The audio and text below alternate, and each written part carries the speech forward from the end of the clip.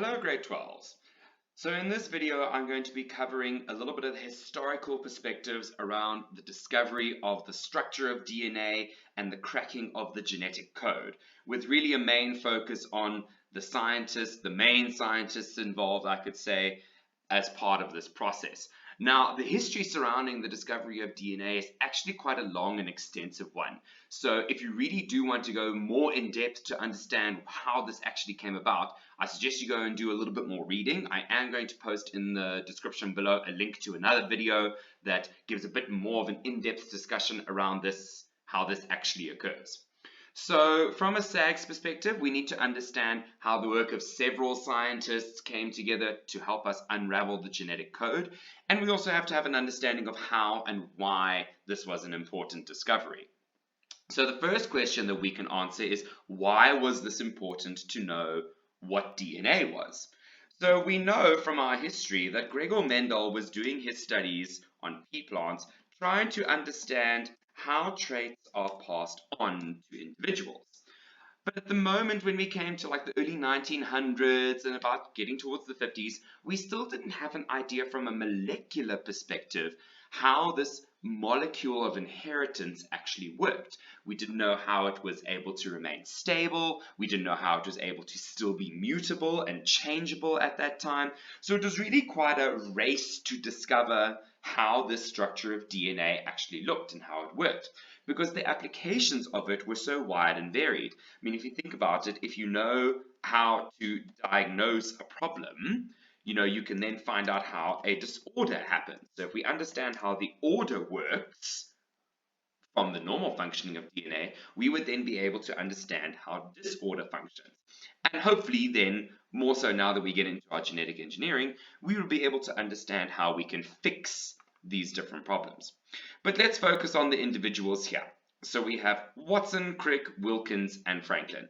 And essentially what we can do is we can divide these four people into two different sets of individuals.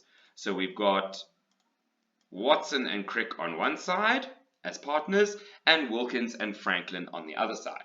Now what you need to bear in mind is that I did say that this was a race to find out what the structure of DNA was. However, not to say that all four of these individuals were working together.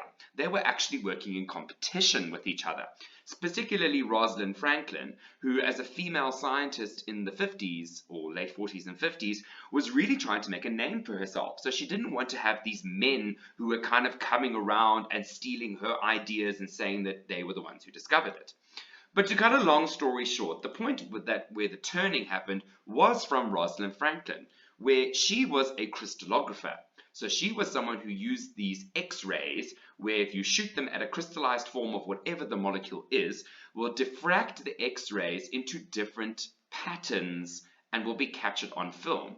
And then based on the orientation of the molecule and the pattern on the film, you would be able to identify the structure of that particular molecule from a atom's perspective and how they relate to each other.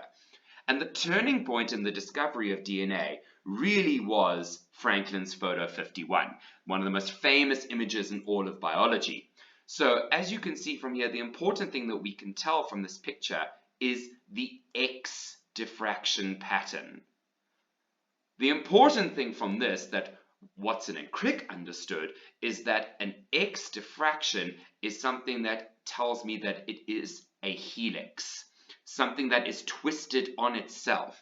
And more importantly, from this particular picture, we were then able to understand that this is a double helix, that there are two strands of this particular molecule that are connected to each other.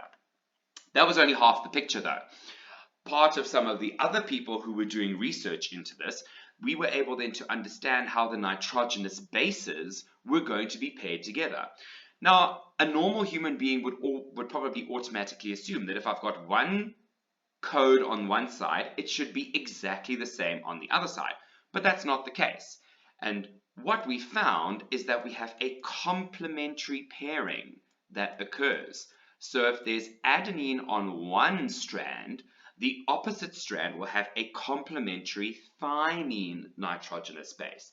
And if there is cytosine on one side, we know there is a complementary guanine on the other side. And Watson and Crick knew this from other people who were studying.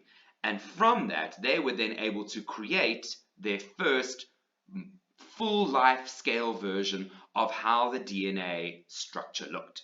And immediately, as soon as this happened, they were able to then explain how DNA was able to remain stable based on the code that is presented and the complementary pairing, and at the same time to be able to say that it is mutable, i.e. it is able to change. So if you have a change in one base, you would be able to change the sequence, and that is what's going to cause the changes in the proteins.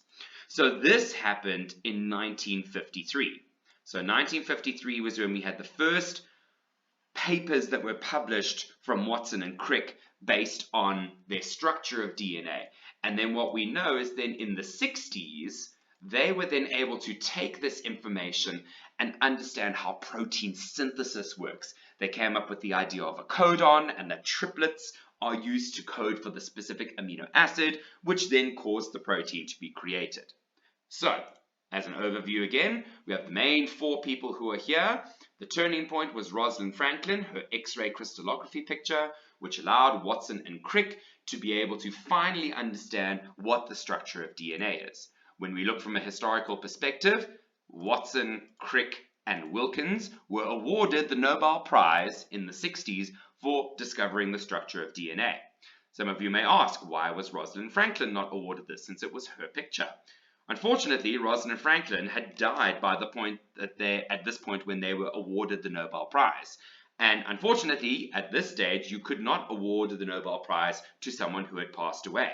However, the interesting question comes about is that if she was still alive, the Nobel Prize can only be shared between a maximum of 3 people.